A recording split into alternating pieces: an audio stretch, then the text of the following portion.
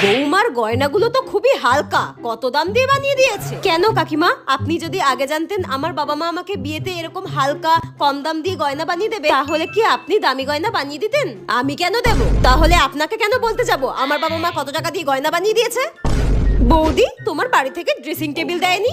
এ বাবা ননদিনী, তুমি তো বিয়ের আগে আমাকে বলনি বিয়ের পর তোমার দাদা বৌদির ঘরে ড্রেসিং টেবিলে তুমি সাজুগুজু করবে।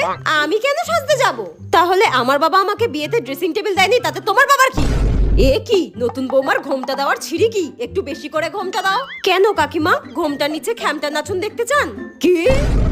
নতুন বৌমার সবকিছুই ঠিক আছে, কিন্তু গায়ের রংটা বড্ড কালো। এ কি, তুমি হাসছো কেন?